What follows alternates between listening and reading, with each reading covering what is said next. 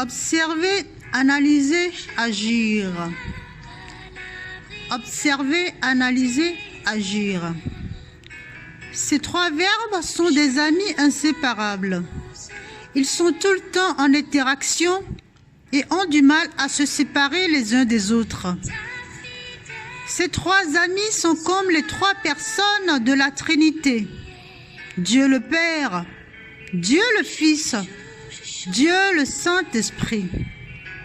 Pendant nos moments de recueillement, à l'orée de grandes décisions, en début de nos missions, nous adressons nos prières à notre Dieu le Père qui observe. Malgré qu'il a ces trois facultés, son premier rôle, c'est l'observation, car la cour céleste est très bien structurée. Matthieu 3, versets 16 à 17 nous dit « Lors du baptême du Christ, ces trois personnes étaient présents. Ils collaborent ensemble pendant les grandes décisions, à l'orée d'une nouvelle vie. Dans ce cas précis, Dieu a observé l'attitude de son Fils et a approuvé en s'exprimant. L'Esprit Saint, en analysant le cas, a pris la décision de les rejoindre et d'envoyer ainsi le Fils dans le désert.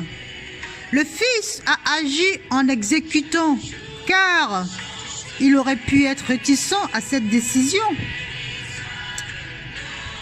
L'évangile de Philippiens, versets 4 à 6, de Philippiens 4, verset 6 nous dit « Faites connaître à Dieu vos prières par des supplications. » Lorsque nos doléances, nos supplications, nos offrandes, ainsi que nos sacrifices montent à Dieu, sa réaction première est l'observation.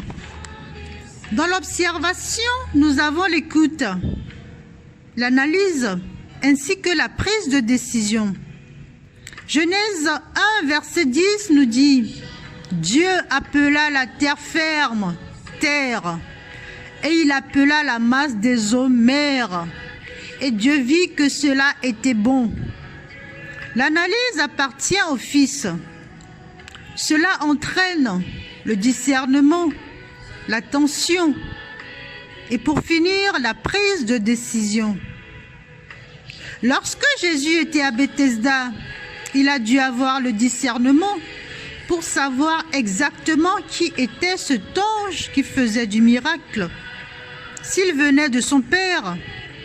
Par la suite, il a dû regarder attentivement pour savoir à quel paralytique s'adresser, car il y en avait pléthore.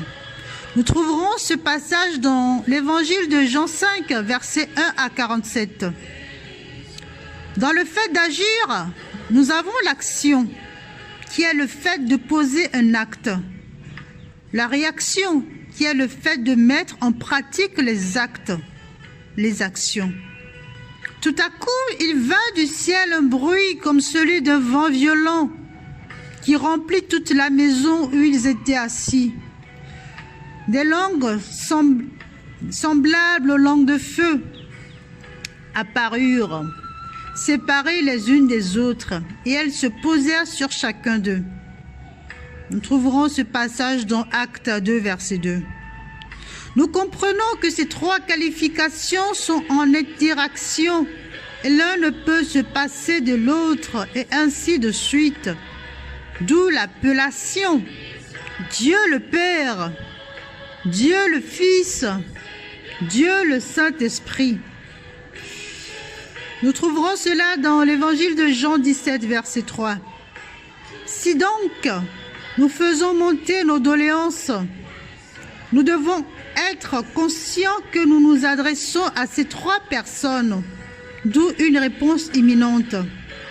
Par contre, si nous nous heurtons à la sensibilité de Dieu le Père, Dieu le Fils et Dieu le Saint-Esprit sont aussi affectés. Donc, évitons de faire saigner le cœur de ces trois personnes. Éphésiens 4, verset 30 nous dit « et n'attristez point le Saint-Esprit de Dieu, par lequel vous avez été scellés pour le jour de la rédemption. Dans tout ce que tu entreprends, pense que tu t'adresses aux 3 personnes, mais y du sérieux, et tu verras l'accomplissement de leurs œuvres dans ta vie. Alléluia. Merci à toi d'exister. Vous venez d'écouter la voix de votre humble servante Anne Ekwe. Demeurez richement bénis. Amen, amen, amen.